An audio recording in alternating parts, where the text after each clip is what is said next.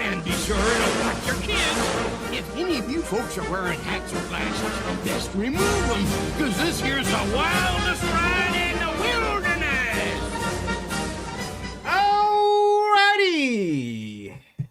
Welcome aboard, y'all. Welcome aboard, everybody. It is your host and conductor on this wild ride to Demetriusville. I'm glad you all are here today. Okay, I know it has been quite the issue. Look, dad stuff and also moving. We are leaving. We are getting out of this whatever. I mean, I wouldn't call it it's not technically a crap hole. But it's not, let's put it this way, it's not something I'd want to live in full time. We need more space. The little guy has taken over the house. He has taken over the house. I need space. My wife needs space. My mother-in-law needs space. Everybody needs space. Space! Yeah, so we're moving. Hello, everybody. A2R Gaming, his Heartless Fiend. We have a good amount of people on Discord. I know Discord does the same thing. All right, let me get through this stuff, because I know we're trying to run on here on time. I'm going to give myself 25 minutes to speed run through as much of this stuff. And guys, I could be going on, as you know. I could go on for hours and hours and hours. But number one, I don't have hours and hours on, and I don't get paid to do hours and hours on it. It's not like an hourly job. I do love this, but I mean, you know, do what you love and get paid. That's not a real thing. So I mean, I'm just doing this, mainly for you guys, so you can be on here and we can all talk. But yeah, I am trying to make this as short as possible. So let's get through this. Let me see if I can speed run through this stuff in 25 minutes. And this is a lounge, so yeah, we're gonna try to get people on board. But yeah, let's go through the sham of the World Cup. What happened to the United States? Look, personally, I will say this. Look, I had the receipts for it. You guys can look at one of the first episodes on the channel. It was me trying to convince you guys to watch soccer. Yes, I know, what a mistake. That was the time I was wrong. But didn't change a darn thing. Let's put it that way. But I will say this. The Seattle Sounders and Lumen Stadium do have a pretty great stadium. I will say, if there's any team in the United States that has embraced the soccer culture that we see over in Europe, and you know, not to the extent of like some places in Latin America where they literally start wars. I'll show you a little bit that later, but to the point that, you know, it actually is a nice place. It's definitely Lumen Stadium, as it's called now, where the Seahawks play as well. But look, it's pretty nice. You have Sound Transit, Amtrak is right there. There's three train stations. There's the 2 light rail stations as well, and there's usually a march to the game, or march to the match that they have right down through downtown Seattle that they just walk over into the stadium. And this is like the sort of stuff that you see like the ultra clubs in Europe do, like, you know, with the big giant flags and everything like that. Yeah, it's nice when you can have stadiums like that. And look, I know, you know, soccer is not our thing here in the United States, but it would be nice if we could, when we do miss this guy, remember, oh man, 16 saves. 16 saves. Never forget that. Okay, that was a pretty legendary game, even though we lost that back in 2014. But I mean, that was a legendary team. Honestly, if it was that team, we would have won easily against actually a crappy Belgium. But I mean, this episode is called the United Shakes of Crumple-Stilt-Skin. If you can see what the thumbnail is, yeah, you get it. But I mean, look, we're shaky in a lot more ways than one. This country just keeps crumbling down, crumbling down, crumbling down. Yeah, I know it's the Evangelion song, but anyway. Point is, suburbanization has also ruined America's chances of soccer, right? I'm not joking. Yeah, so there we go. Look at this. World Cup losses will continue until America fixes its youth soccer system. That is from ESPN, and I'm not kidding. Here is the article. It's a business, and one that caters to kids from the suburbs where potential customers are, over rural areas of soccer or city centers. It all but requires parents to pay what can exceed $20,000. $20,000. Wait. Whoa. What the hell? 20. I'm sorry. There's a reason we call this poverty ball.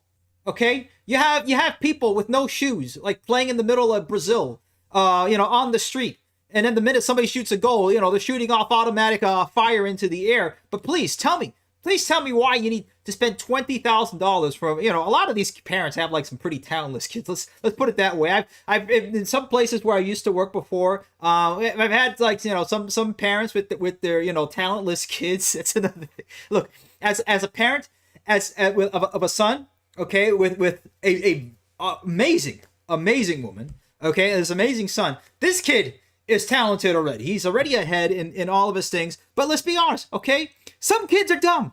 Some kids don't have that much talent. I'm sorry, but that's for real. That is a real thing, okay? And spending $20,000 for your talentless kids, for Caleb and Crystal to be basically running for 90, 100 minutes back and forth, is kind of silly. But, instead you could, I don't know, we could be training a whole bunch of kids over in Miami, that come from Latin America that can definitely play soccer. Maybe there's some giant corn husker out of Missouri that's, feeds off of raw milk and he's like 6'2". And maybe he's not, he's all right at football, but I mean, maybe, he could run for miles and miles on end. Maybe he'd be good in this sport. That can be our, our Holland for our team. But, we don't do that. We don't do that.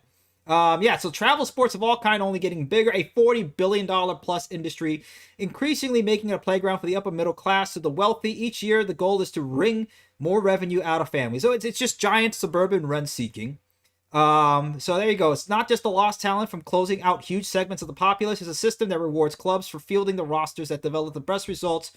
So there you go. Lots of free time to drive 3 states away for some elite showcase.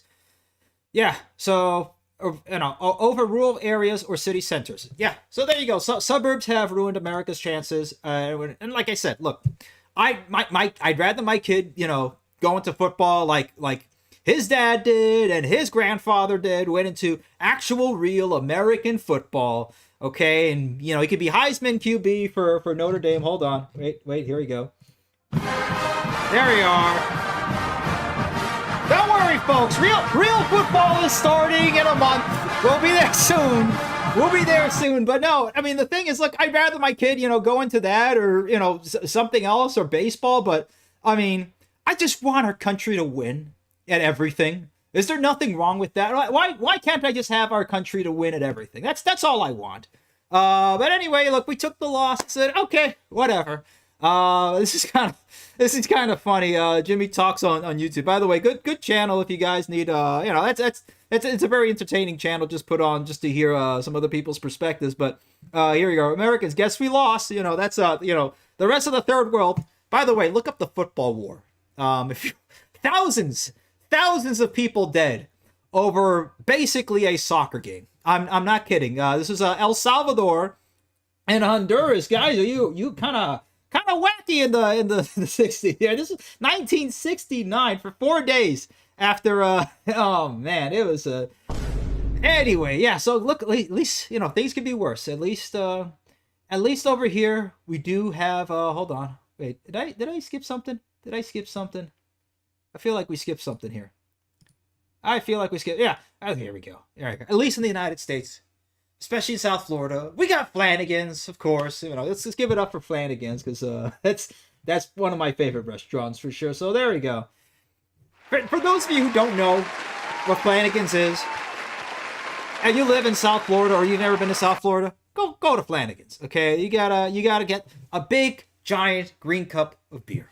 Okay, get some garlic bread, get some ribs or a burger. You'll enjoy it, and the curly fries and barbecue sauce. It's perfect, just absolute. That is absolutely not slop. That is, if anybody says Flanagan's is slop, I'm coming to your house and I'm going to beat you up. Not in Minecraft. There's no in real life. But anyway, all right. Back to what's going on in our real life. Yeah. So this is happening. This is the United Shakes of America. The Crumple-Stilt-Skin. Literally crumbling on literal stilts that they built in there. But yeah, this is America right now today. Oh, hear that? It's that. You know what they're gonna do now? They're just gonna put nails all over the place. Just chop down, chop down. Yes, hey, that's it. So it's not I don't think it's gonna get fixed that well. I would not be going into the Pfizer building. It's getting the jab in more ways than one. So there you go. There we are. Oh man, but yeah. I mean, look at this, it's a broken man. Ay, Dios mío. Yeah, that's America right now. So there you go. Now, I mean, look, this building was built a good bit ago. I wouldn't say, it was built a long time ago, but you don't hear about this, with a whole lot of much older buildings, let's say the Empire State Building or anything else. But I mean, guys, this country is, I've told you, it's not falling apart. It has fallen apart. It just, you have to wait for it to really start coming down over here, because it is starting to come down. But anyway, yeah, this is it's just sad. And then we get, this sort of stuff. So Milwaukee is still mulling over whether they can do a Brewers Express to Madison using Amtrak, which would be perfectly fine. 250,000 people a year would be projected to ride it. Now, knowing Amtrak's projections, every time they projected a certain number of people to go through, they actually underplay it. It usually happens to be more. So let's say 250,000. I'm willing to bet on. I'm not not putting it on Kalshi or anything like that. By the way, guys, do not do sports betting, please. For the love of God, do not do sports betting, please. And this thing just, I think this died. Oh, okay. I'm gonna give myself 20 minutes. There we are. Okay. There we go. All right. Yeah. Now some let's put it this way. Some opinion piece out there. A letter to the editor. And you can tell who just by the syntax of who's writing this, of which generation they may be in. But anyway, you could outfit a few electric Greyhound buses with steel wheels and roll them down existing track and save millions. I love the idea, but hate the vehicular extravagance. I think you ought to think it out again. So, yeah, this is why we can't get things done in this country, because we have opinions like that. Not that we have opinions like that. You're more than welcome to have opinions. I have facts, and the facts are that having a train is much better than having a bus. Speaking of buses, you seen this in this is not India, by the way. Okay, this is not in Punjab, as you would think it is. No, this is in Canada, which might as well be Punjab at this point. Don't need to get Khalistan over in Punjab. They're making Canada is becoming Khalistan right there. Look at that. Look at that. I dare somebody to go up here. Hey, yo, you got games on your phone? Yeah, so there you go. That's the bus. If they deny Amtrak the chance to make this happen, for the Brewers Express between Madison and Milwaukee, that's what you'll be have driving you to the games. That's what will be happening. I mean, look, a better idea than the bus, I think, would be making a whole giant slide from Milwaukee to Madison. So every time the Brewers make a home run, they can go ahead and just slide Bernie all the way down there. So, yeah. Alrighty, anyway, I had to do that. Anyway, okay, goodness gracious. You know what, Canadians? I do feel for you guys. I really do. But you know what? It's kind of deserved. It's kind of the smugness has come back to get you.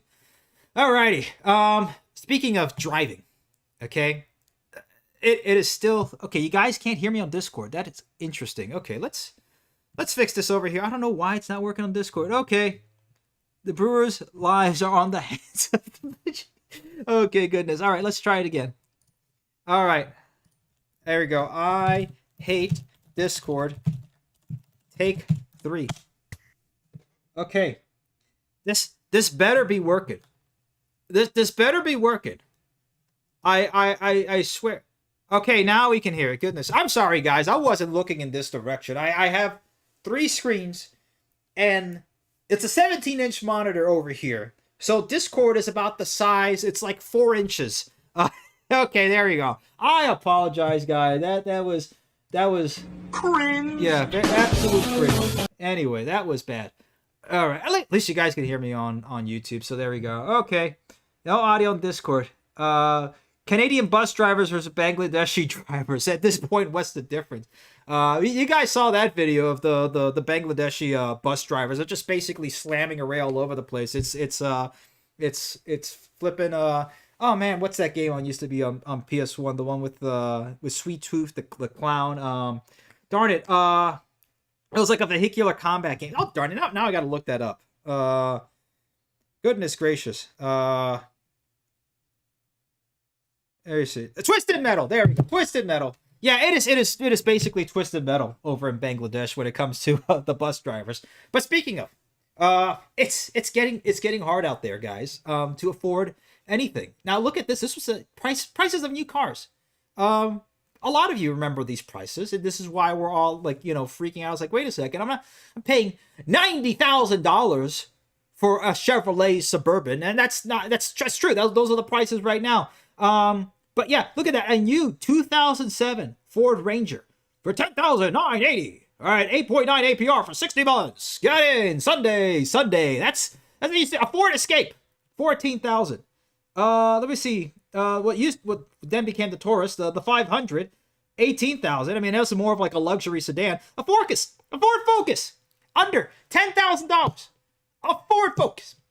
Now, I'm very particular to the Ford Focus. I had a Ford Focus for a pretty long time until Hurricane Irma came over and then smashed it with the tree. R.I.P.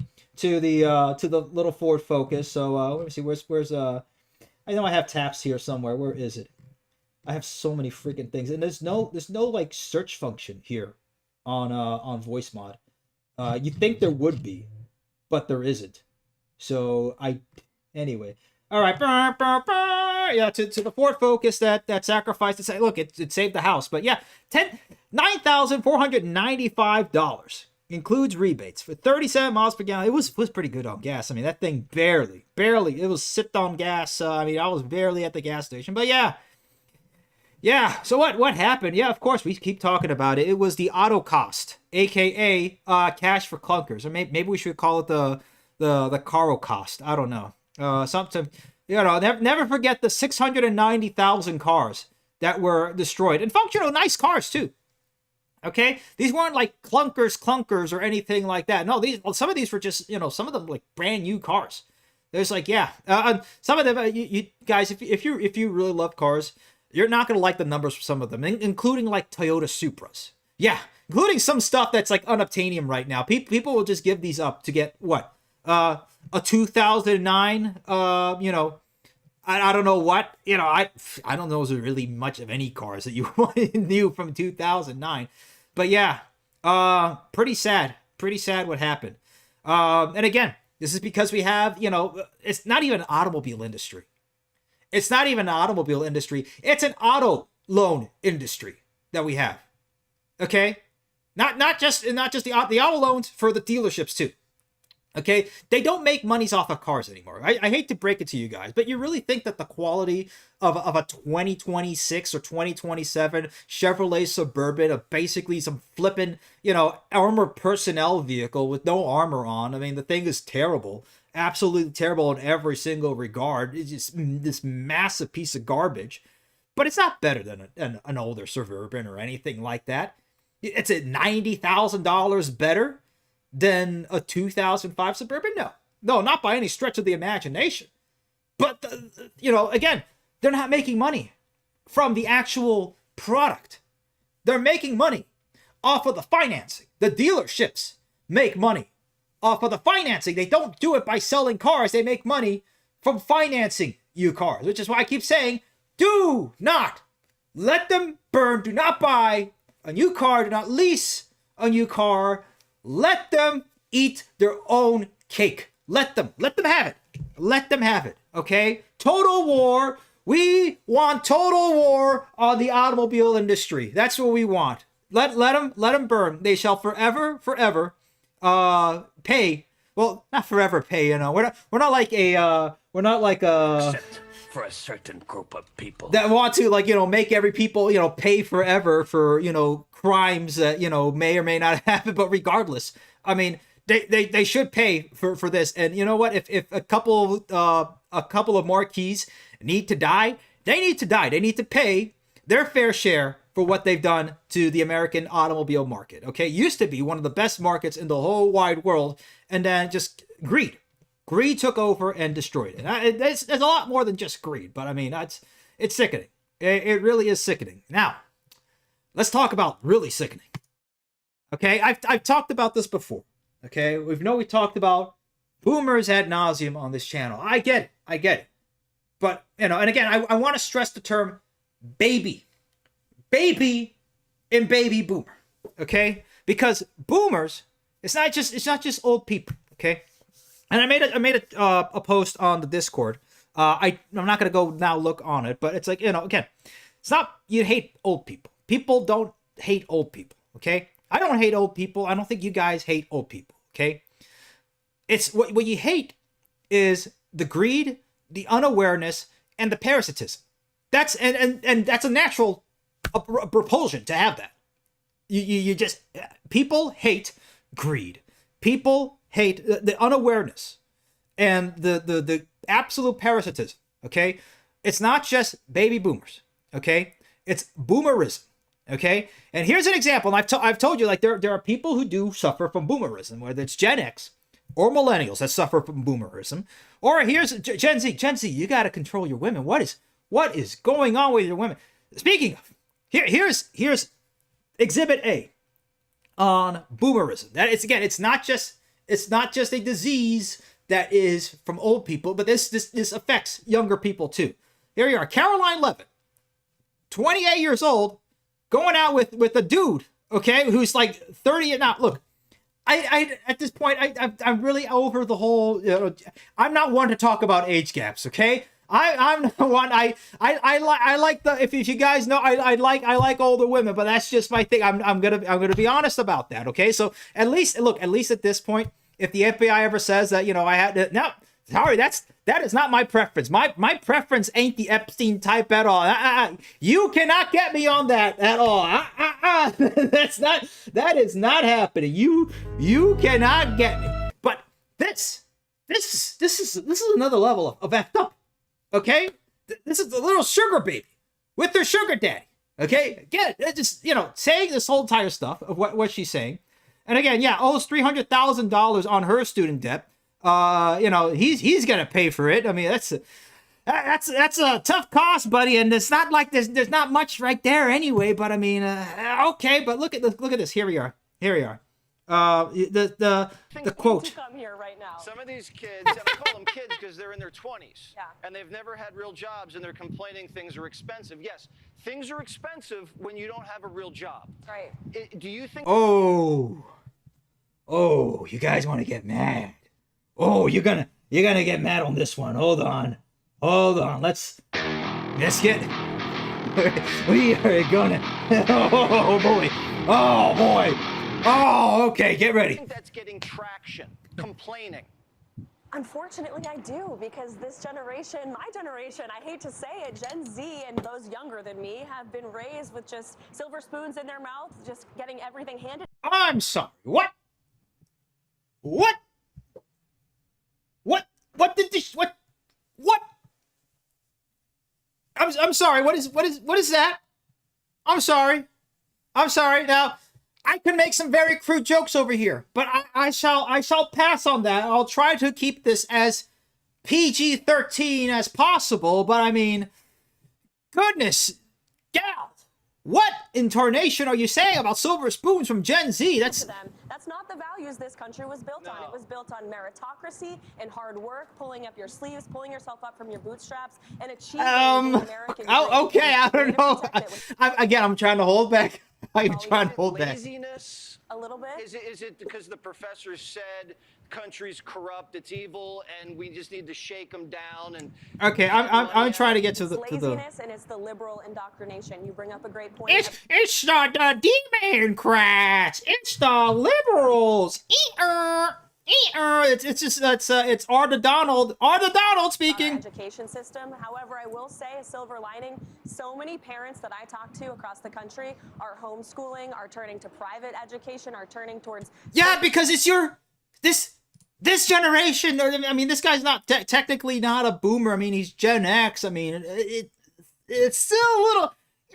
it's kind of weird, man. It's kind of weird. But I mean, look, this is it's, you know, yeah, we should be homeschooling our kids. Have you seen the teachers? It's basically the girl bosses and the teachers' pets that I grew up with in school, the forever schoolers that now are the teachers. Okay, that another thing that needs to die. I want total war on public schooling. Total war. Do you want total war on public schooling? Yes, we do. Christian schools across the country because they don't want their children being taught these communist and liberal ideas. Great. So then you can, okay, so I tell you what.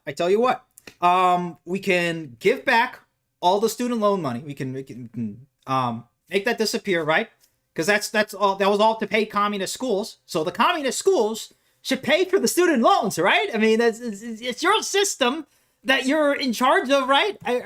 Or your hubby is in charge of, or you know, your hubby's friends, I guess. That's why President Trump in the White House has advocated so strongly for school choice. Okay, hold on. It is the greatest country in the history. Kids join the army. Okay, here we go. Just make all these young kids join the army, right? Shape them up. I almost had to. Send them to Cuba. Send them to Iran. Wait. Wait. Are we going to Cuba, guys? Are we all, wait, what's going on? What's going on over here? Are we, we're all going to Cuba, it seems. They just announced it. We're going to Cuba. Oh, no, yeah, it's, oh, goodness. Yeah, send them to Cuba, send them to Iran. And then she chuckles. That's funny. It's funny. Guess what? You can't afford anything, Goy. So you have to go die. You have to go die now. Sorry. Go die. Oh, man. Oh, man. Oh, goodness gracious. Yeah, again, oh, man, and I'm just gonna, you know, you can go through the comments over here if you want, but I mean, like, yeah, look, it's everything has gone insane in prices. Sorry, that's just the reality. That's just an objective fact. This is not an opinion. Remember, I don't have opinions. I have facts. This is a fact.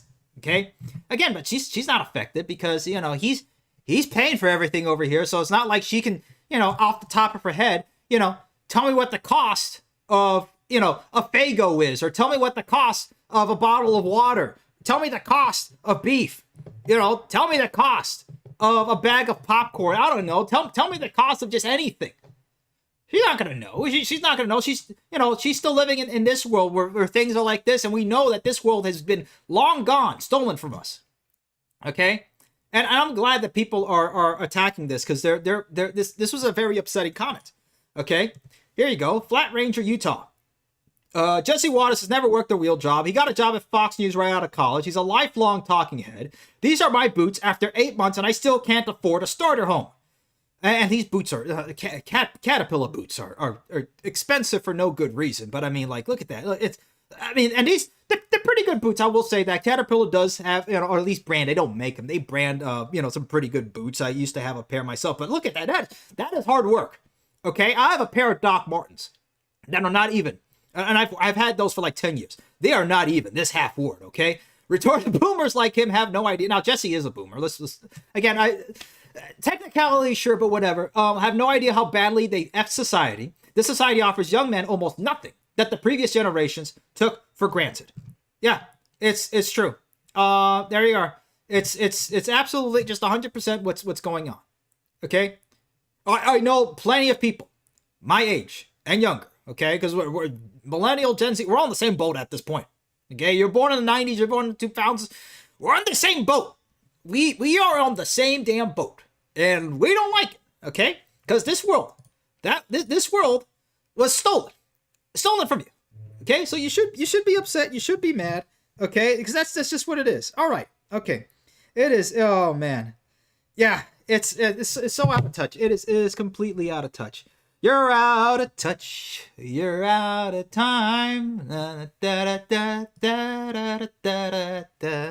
Oh man, yeah. It is bad, man. Oh, you guys mad yet? You guys mad? Okay, well, we do have some good news. We do have some good news because all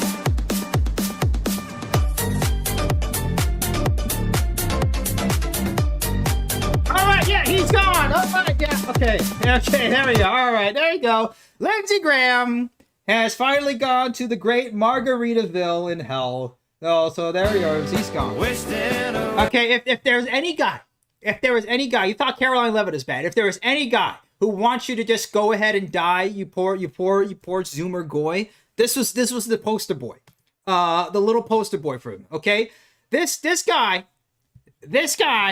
just wanted you to die for a hold on for Except for a certain group of people. There you are. So that's there you go. So now again, I don't know. There's one theory that he got blown up in Ukraine.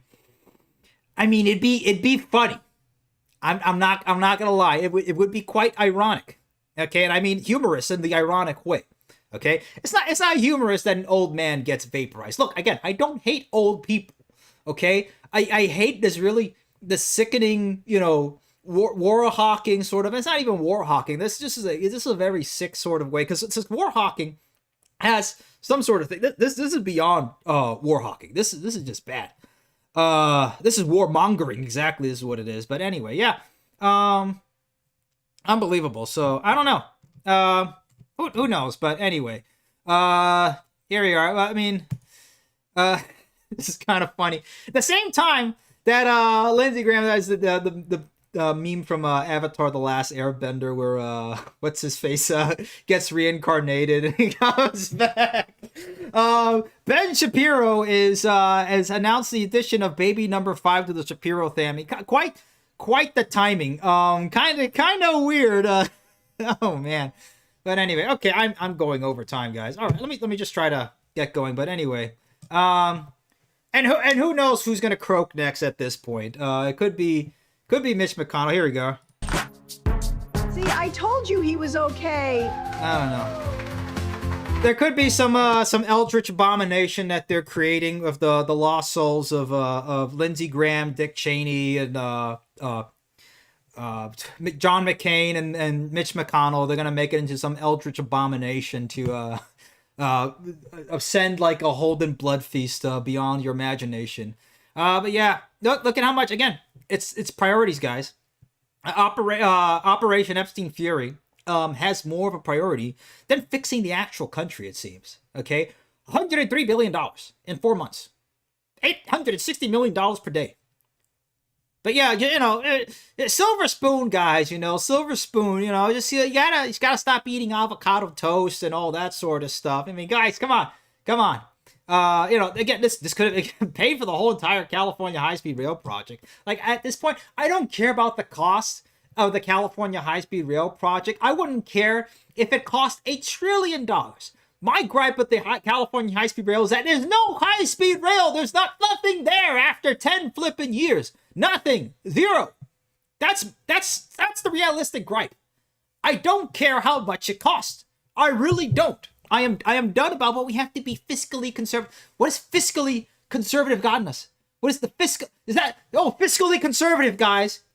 Fiscally conservative. Here's your bus driver. Fiscally conservative bus driver, guys. Fiscally conservative. That's gone. Sorry. $98,000 Suburban, please.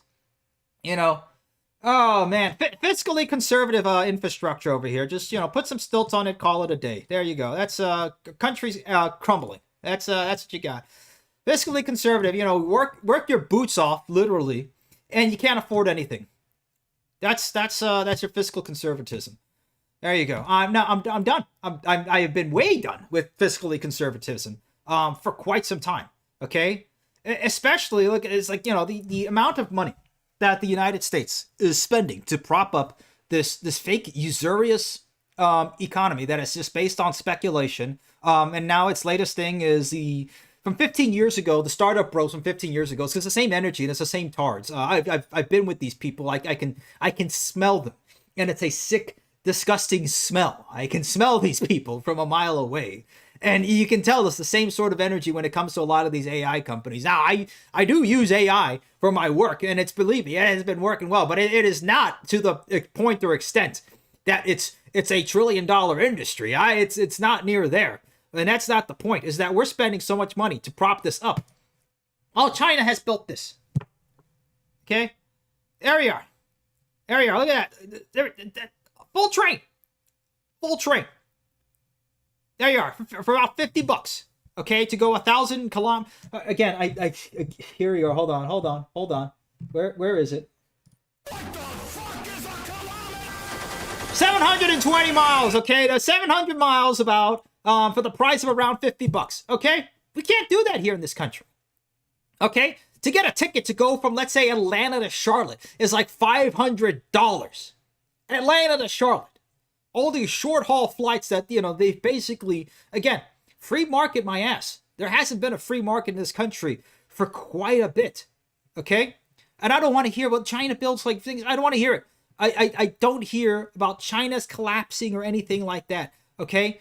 They use their money to go ahead because they know the money is fake. It's fake. It's fake and it's gay. Okay? The money is fake. We have, what, $200 trillion in unfunded liability? Oh, you think $40 trillion in debt is enough? But you don't know what the real amount of the debt is. We're talking about $200+ trillion in unfunded liabilities. And you know who the money is for, okay? You know exactly where most of that money has been gone into. But here's the thing. They use the debt, they use the system to go ahead and build all their infrastructure. So they got all these, you know, fantastic futuristic cities. They have a manufacturing base, and it's not like, you know, it's not where it used to be like 20 years ago, where you know, Xing Ling would be, you know, making little trinkets with his tiny little hands at the age of 3. Now there's still that happening. But what they even have like a distributor's model of like little factories in places or little shops where they can go ahead and make something, and if someone isn't able to make it, well, there's another shop that can be able to make it that has the capacity to go ahead. And that's how they make all these stuff off of Shein or Temu, where they can quickly crap out this stuff. You know, you have all these small little factories that are family owned. I mean, I could make some Chinese jokes over here that they all kind of the same family, but I mean, and it's the government, but I mean, goodness gracious, I mean, they've beaten us. When it comes to that, they've beaten us in terms of manufacturing capacity because they used the greed of our last generation and used that against us. It was a weapon that was basically given to them for free by our elites. Our elites gave China the golden key to go ahead and beat us economically, to beat us in manufacturing, okay? And I wouldn't say yes just yet that we're there militarily, but, you know, at this point, it's going to be a Pyrrhic victory, or it's going to be nobody kind of wins. It's going to be pretty devastating. If it was a 1v1, you know, U.S. versus China, which God forbid that happens. God forbid. Again, and China owns their debt. Who owns the U.S. debt? No, nobody can really tell you. It goes to the Federal Reserve. Who owns the Federal Reserve? But do I play the sound clip? Nah, I'm not gonna play the sound clip. I've played it enough. But anyway, yeah, they can just make the money go disappear. Yeah, because it's fake. It's fake money. It's monopoly money. But basically, yeah, this is what we spend here in the United States. Because we have you know, we haven't been able to fix certain problems in urban centers, which is why people would rather instead of going on trains, you know. And this is like out of Baki. This is like Yujiro Hanma like going through the glass. That's what it is. Like the minute I saw that was the meme that I saw. that was what I saw in my head. But yeah, this is, you know, because there's no law and order. Law and order. There will be law and order in this country like you've never seen before. Yeah. Okay. Sure. Yeah. Meanwhile, in other countries, China doesn't have this problem. China doesn't have to spend, you know, for glass walls or stools. You don't see this anywhere in Asia, because they know if they see somebody doing that, they're going to disappear. So I mean, yeah. So that's why people would rather be stuck in cages, because they don't want to deal. And again, they don't want to deal with getting stabbed in the neck. They don't want to be dealing with getting lit on fire. So they would rather deal with being stuck in this traffic. Oh, and by the way, you're forced to go ahead and you know, yeah, you're not paying that much to get stuck, for the privilege of being stuck in our broken system. So yeah, that's what you get.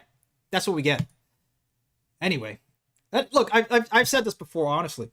Look, if we have built 30 nuclear power plants instead of China in the last 25 years or so, because China built like 30, we built maybe, I don't know, 2 in Atlanta. That's it. and Americans had like an actual family wage to afford groceries. Okay, you know, it's I get it. I've been tracking the price of eggs since like COVID. It used to be like 76 cents at Aldi for a dozen eggs. Now, at least in my local Aldi, the last time I checked, it's like 3 something. I mean, it's a lot. I don't buy eggs anymore, honestly. From that, I just buy farm raised eggs. So I don't have to deal with. Speaking of all the stuff now, what's the new parasite now that we have to worry about that they're you know throwing into the lettuce and everything else? Do what you can. Again, look, we're not fixing this politically. There is no political solution, and there hasn't been since at least 2020. Okay, it may have been none for quite a bit longer than that, but let's put it at 2020 was kind of the cap. I think that was it. That was like, okay, we're toast. That's it. We are toast and with butter, buttered up. Okay, with Goyslop margarine to say the least. But look, you know, if people could be able to afford groceries, the house, you know, and you know, none of that, none of the stuff that you know that we have to deal with right now. Okay. If people were just kept generally at a level of comfort with, you know, the basic Maslow's hierarchy of needs, because even for Gen Z, that's not even like family formation. That's not happening.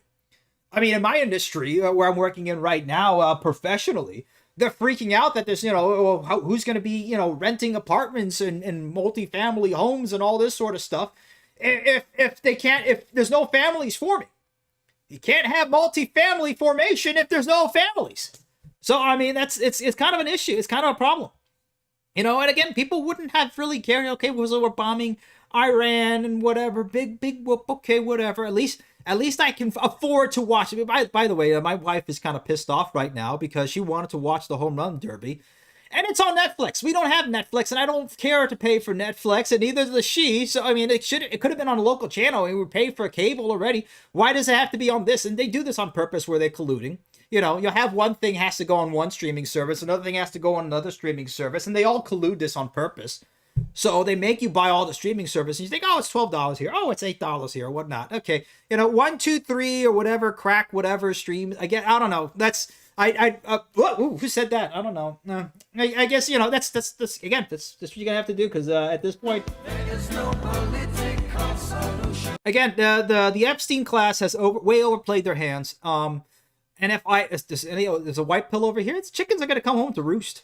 That's simple as that. It's already been happening. It's Luigi, no! I'm just look. Take care of yourself. Lift weights. Take care of your family, take care of your health, take care of your spirituality, most importantly, because it's gonna get darker before it gets better. But yeah, we had a beautiful country. It was nice, guys. It was great for the start. I mean, it can still be. I think our best days are ahead. I think we're not. This is not the end of a republic, but the beginning of maybe an empire. I don't know. I think I'm trying to stay hopeful. I really am. I really am, because look. Oh goodness gracious! Look at what happened here. Look at this. This used to be Miami. Again, I don't want to hear, well, everybody got the automobiles. No, here's cars and there's street cars. Okay, and there's people walking across the street, and they look nice. They're not in booty shorts in Miami. Okay, with tattoos on. Okay, if there's something about our generation, we got the piercings, the tattoos, they gotta stop. Okay, that ink is not good for your blood. Okay, and you don't look any different when everybody else has scribbles all over their arms. I'm sorry, it's nothing good, and it's not even like, you know, I could get some people if they have like, you know, really nice like a back tattoo or something like that, or some really cool stuff. There are some cool tattoos. I will get that, but you know, the people who have like just, you know, little scribbles all over the damn place, y'all gotta stop it. Oh, it looks like this. It looks like graffiti all over the place and whatever. It looks bad. It looks as bad as this. The roads are broken. I know it's 2014. There's maybe some more skyscrapers over here, but anyway, I know I'm way over time, guys. I know I am. 8:59. We're almost there. And then I'm going to shut up and let you guys speak. Okay. I promise. I really want to get to my Miller Lite. I really do. But I need to get this out. Okay. It's been like, you know, a week and a half. So I'm due. I'm overdue. This could have been a lot longer. Alrighty, in Japan, market researchers show that bullet trains absolutely dominate travel for trips under 500 miles. Gee, this is the same thing we've been talking about. Now, Hayden, the transit guy, has been a little upset because he had to take, I believe, a flight somewhere, and he's been upset about the airline prices, and really, rightfully so, raging about it on X. But this is stuff that we've been saying for a decade. Okay, we got the receipts, we got the numbers. Okay, the magic number for rail trans is anywhere between approximately 250 miles to about 550 miles. Okay, that's the sweet spot, and that's why Southwest Airlines lobbied to absolute hell to make sure that the French could not build a TGV between Houston, Dallas Fort Worth at this point, and San Antonio and Austin, because that would have been the end of Southwest Airlines. Okay, now Southwest Airlines' bread and butter was going in between those three cities. That's why they're called Southwest. But the minute that would have happened, that would have been it. Who wants to go into an airport so they can get on this crappy can instead of going on a train, and you get there actually faster between that distance? Yeah, you'll be there faster on the Shinkansen, and you'll be right in the city center. Whereas with the airline, you have to wait there for 45 minutes, even if it was, pre 2001. Okay, the heyday before let's say the towers fell. I'm not gonna go into that. We'll talk about that maybe in 2 months or so. But regardless, even with the lax security that you had back then, it was still good, maybe let's say 30 minutes or so. Then it took a bit for the plane to get off. And then by the time you got to the other, and you had to drive over to the airport, by the way, which is always outside of the city. And then you had to go ahead and then drive back all the way into the city. And then it's the same thing, yeah. But again, some airports are closer to the cities than others, I get it. But look, all these connections, I've been talking about it for years and years on end. Boston to DC, we had that via New York City. Yep, we've had that already. San Francisco to LA. Chicago, the Twin Cities, Atlanta, Orlando, Chicago, Toronto, via Detroit. It's all this sort of stuff. Atlanta to Charlotte. Again, it's so many different places. Chicago to St. Louis. Not that anybody wants to go to St. Louis right now, and I don't blame them. I've passed by there enough times. I'm sorry, I don't want to stay in St. Louis. Don't meet me in St. Louis. I don't want to go there. It was kind of sketchy walking through there to go to the Arch, and I'm like, okay, I've seen it. I'm done. I'm walking out of here. But yeah. Meanwhile, Europe can do this. Finding trains that can 55. What is that? What is that there? What is that? 55 what? What the hell is a Celsius? Oh, sorry. No. You know what? Fahrenheit works.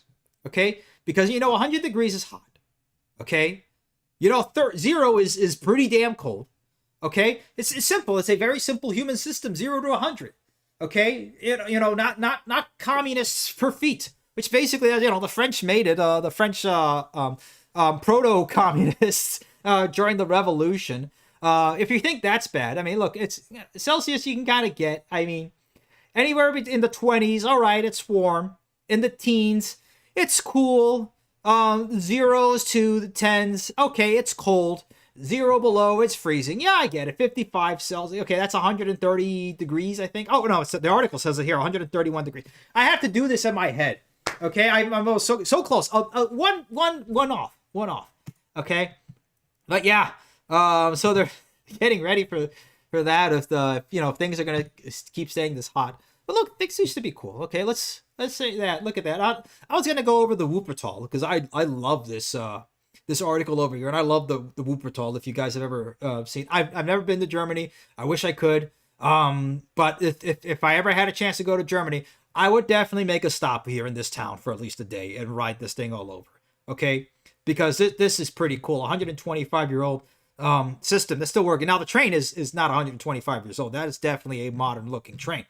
But guys, it's cool. Okay, they were also cheesing on it back then too. But come on, that's the guy on the bicycle upside down. That's kind of funny.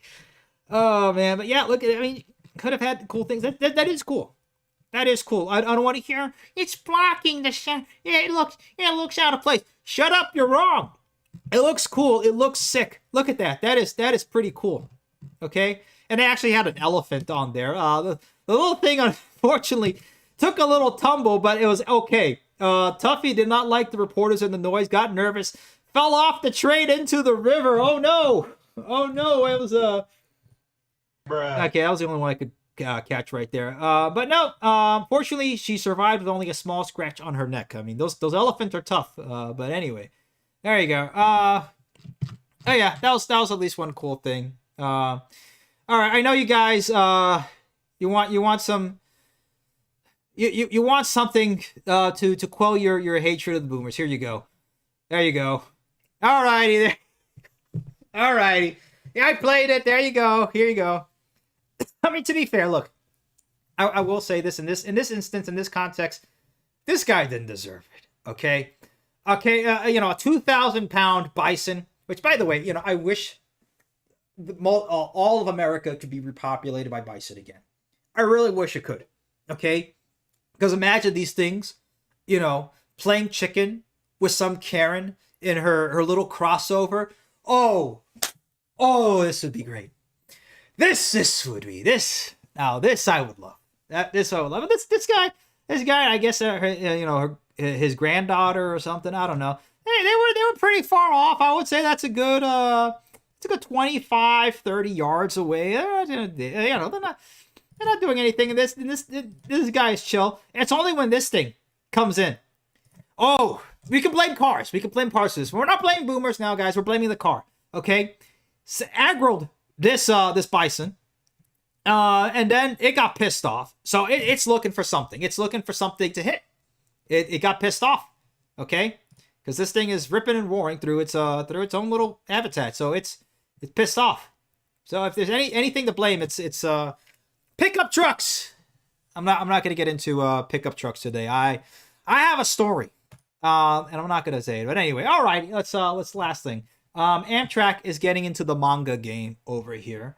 They're starting. I don't know. Somebody made this little romance manga that takes place on Amtrak. But I came back with our own. We are starting our own manga / anime over here, guys.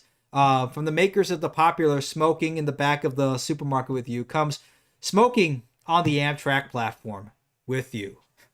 There we go. That's how I will say I was pretty impressed by Gemini. They did get the DC platform. Well, if there's anything I remember from the DC platform, that was like the big smoke break that everybody got on the Amtrak, on the Silver Meteor or the Silver Star, because they had to take time to go ahead and switch out. By the way, that's the wrong power unit. That does not have an electric catenary. Those GEs do not have electric catenaries. But anyway, I don't think they're even using those anymore. The point is, this was like the time to go ahead and switch over between the diesel over to the electric, the EMD. So I was like, yeah, you got like 30, 45 minutes to go ahead and walk around back and forth on the DC platform or whatever. But yeah, there you go. Alrighty, guys, I am done talking. I'm done talking. It is now. We have a grand total of 9 people in the Discord audience. Okay, so if you guys want to come on, let's do this one at a time. Okay, I'm gonna try something different. We're gonna put on one person at a time and then just keep adding on to the chaos. All right, so Minor Tree is up first, and then we'll go David, and then we'll go whoever has their hands up. We'll go from left to right, and then we'll go from there. Alrighty, what's up, Minor Tree? A lot of things are up, but I have to go back to a point that you made earlier in the stream. How can you dare tell Karen that little Timmy is bad at soccer? Don't you know he's so great he's going to win a full ride scholarship to college even though he's only 4? Oh, boo-hoo. Timmy can go ahead and pick his boogers on the pitch and not do anything, because that's what he's doing there. Anyway, that's what I say. Everybody knows Timmy sucks. All the other parents want Timmy off the field because it's rooting for the rest of the kids. So there. Anyway. I'm gonna be that parent. I am gonna be that sports parent. Yeah, but I mean, overall, it's really not that bad once you break it down and realize that a lot of the things about the FIFA World Cup going on, and everyone's like, "Oh, mass transit would have made it better. True, that would have made things better, but connecting the cities together much better might have made things much more enjoyable for people. It's like, all right, we want to go to all these games. All right, you have 4 days in between. So what are you going to do? Get in the car and drive halfway across the continent to the next city? Reasonable, but annoying. Do what some teams did and pull a bunch of people together and charter a bus. Well, same results. Yeah, I've been seeing those all over the place. They've been crisscrossing around the crossroads of America here. Yeah, but they didn't go to their pilgrimage sites at Buc-ee's. Yeah, they would have missed that at least. And look, maybe Buc-ee's deserves a train station. I'll say that.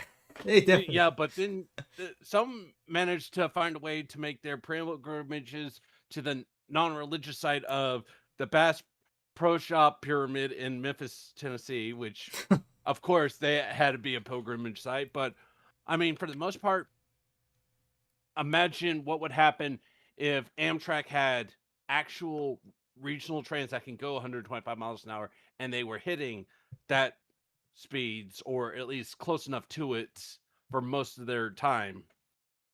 All of a sudden, it's like Greyhound buses would almost go out of business. And many of the major airlines would struggle, especially under the 300-mile between cities.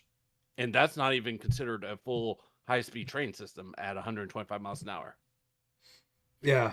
I mean, it's just such a wasted opportunity. Pretty fast. Yeah. I mean, I agree. And look, you know, 4 years was the time it took for Japan to make a Shinkansen. Like, if we really wanted to. I mean, we knew that this was going to happen for years on end. Again, it all it would have taken was prioritization and will to power to get it done. But there was. So it's what it is. Yeah, but they start construction in 58 and they finish in time for the 64 Olympics. So let's say 6 years. Yeah. Okay, so Osaka to Tokyo, that's what, like 600 miles at most? So, I think it's less than that. I think it was like 320, I think. Hold on. Yeah, I mean, yeah, let's look it up. Let's look it up so we don't look like retards here, guys. Tokyo to Osaka Shinkansen length. Okay, it is. Come on. Yeah, 320 miles. Okay. Yeah, I was about right. Yeah, about right. Yeah, 320. All right, so let's divide it by 6. So we're talking about building about 50, 60 miles of high-speed rail a year. And right now, if we're going to say California High-Speed Rail started construction January 2015, you're going on 11 and a half years, and they've gotten about 100 miles of high-speed concrete. Yeah, and you know what's the sad thing is that they actually had stadiums there in San Francisco and LA. They could have connected already San Francisco and LA, but they didn't. They wasted the time and the money, and it's gone. The money's gone. I mean, they could make it back, but I mean, they could just build it, but they won't. So anyway, I'm honestly. But don't worry, they can vote to host the next FIFA games in like 20, 30 years from now. Yeah. Oh man. It'll be done by then. Yeah. Alrighty. Let's see. Let's add on David. Here we are. Let's up the ante over here. Hello, David. Hey, bud. Before we get to my article, I'm going to say this. Thank God that fucking prick is dead. Yes. Wendy. He is. For people who don't know, Wendy ran South Carolina game. Okay, I know you can say it. Look, and for everybody, yeah, and for you living in South Carolina, you have to be under his yoke basically your entire life, David. How does it feel to be free out of the clutches of Lindsey Graham? Good riddance. Good riddance.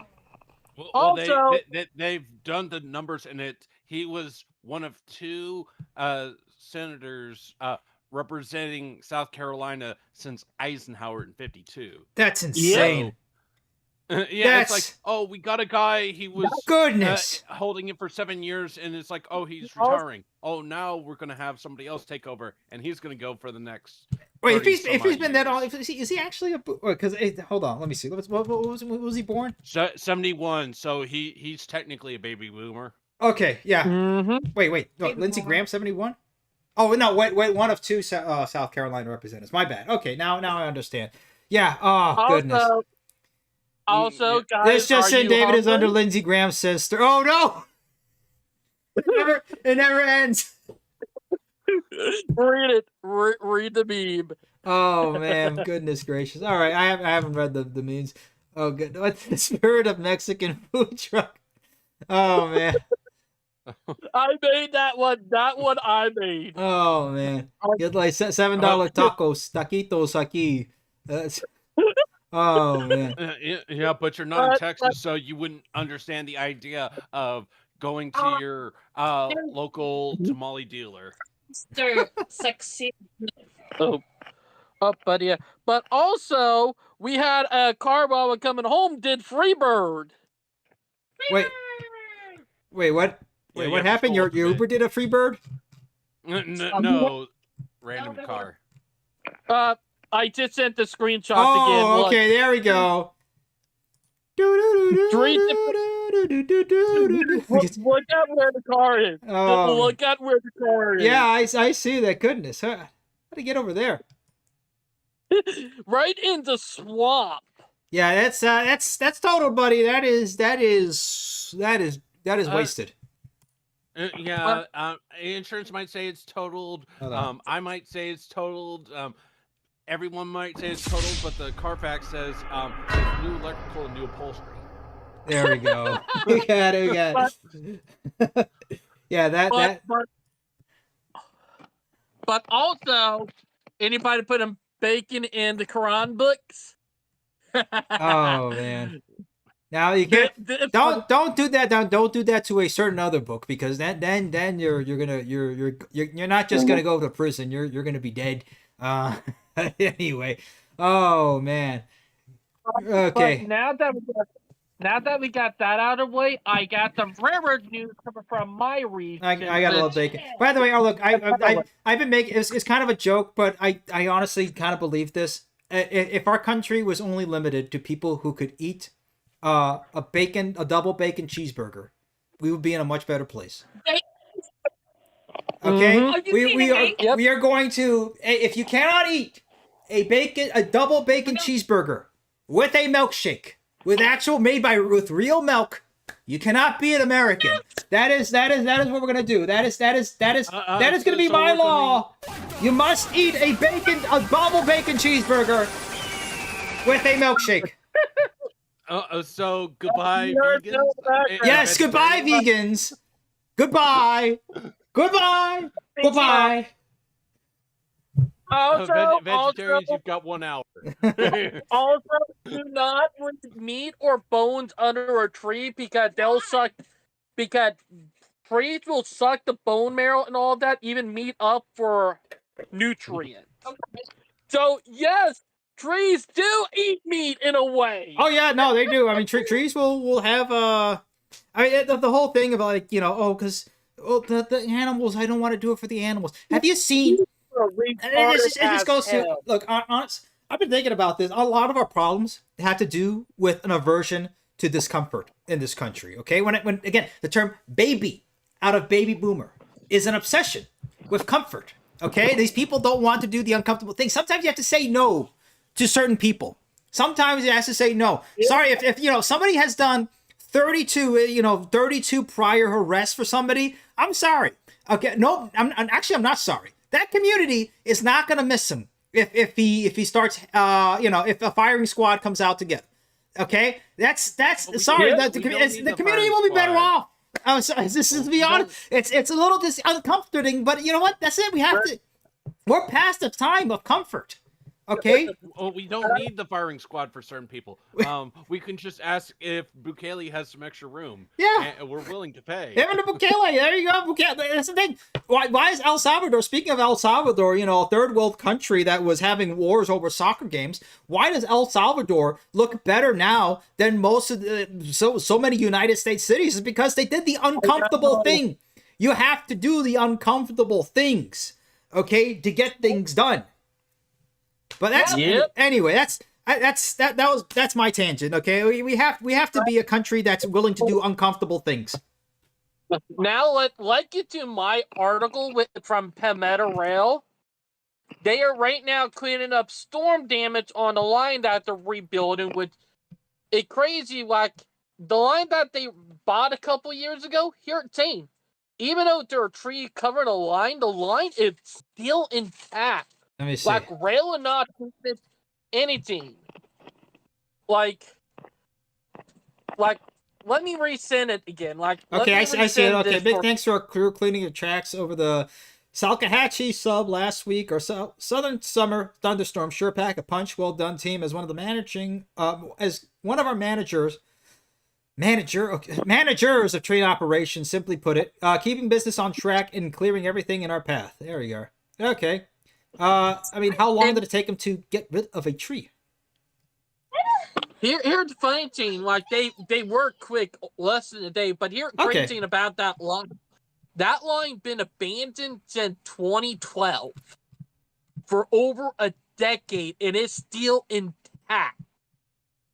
That is rare here in the U.S. to have a line abandoned for that long, but have 95% of the line still intact. Can you believe that? That's actually pretty good. And you're seeing this line, originally to a coal power plant, but it also connected to another railroad line that CXX abandoned in 1994 called the Walterboro Sub.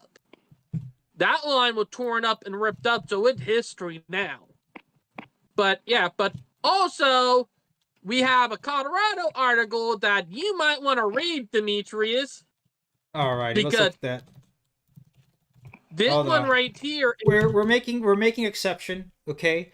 Turkey is turkey and bacon is bacon. Turkey bacon is not bacon. It is thank you, Dub Trucker. It is thin sliced turkey. You will be able to enter if you can eat a turkey leg cooked in bacon grease, as it should be. Oh yeah. So if you can, sorry, that is the rule.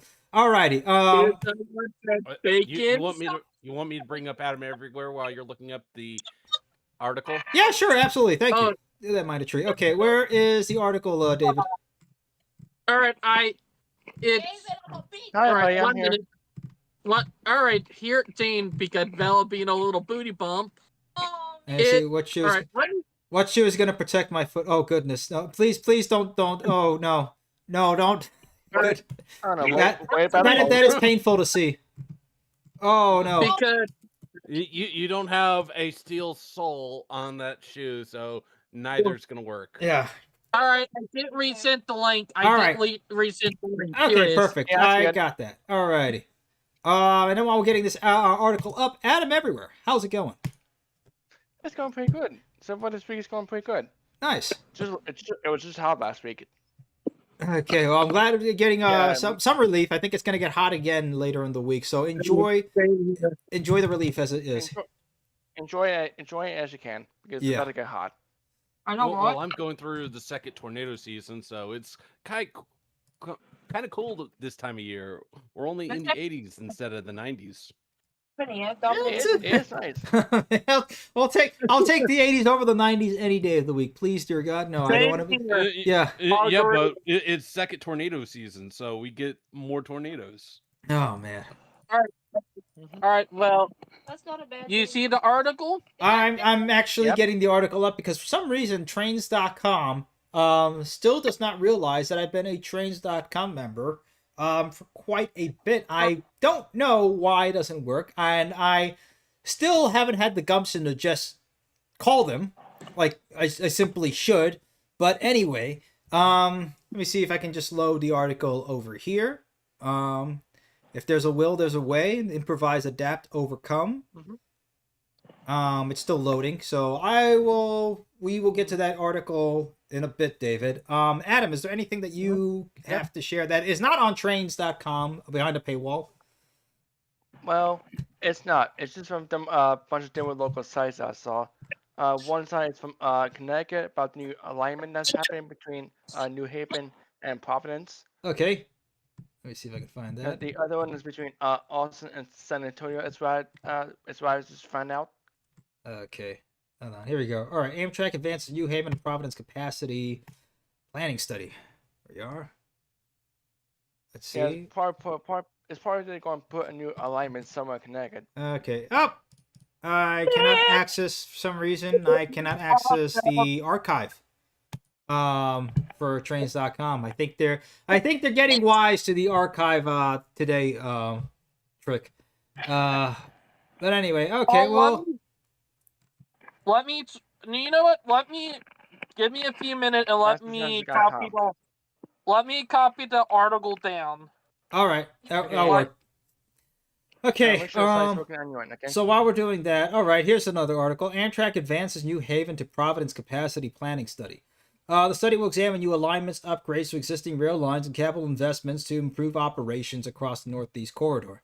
That's great and all if we can actually do something from the study. I think this is at least a good... Look, at least Amtrak is now putting in the effort to really start fixing up the Northeast Corridor. It's great, you know, could have happened maybe 25 years ago, but we'll take now over never. So that's at least something. As you look at lines, basically Kirby and max speed score by 65, maybe 70. You push it. Yeah, that's another thing. It's just increasing the speed because again, these lines are over 150 years old in some places. That's for sure. Now let me be honest. Did y'all seen the 250 of Alaska Railroad? Like, we are not going to talk about the Alaska Road 250. I'm sorry. Number one, it derailed our thing because we were waiting for that, and honestly, I shouldn't have waited for Alaska Railroad. Let's not send a pic of Alaska Railroad. Alaska Railroad is incommunicado. We are not going to talk about the Alaska Railroads.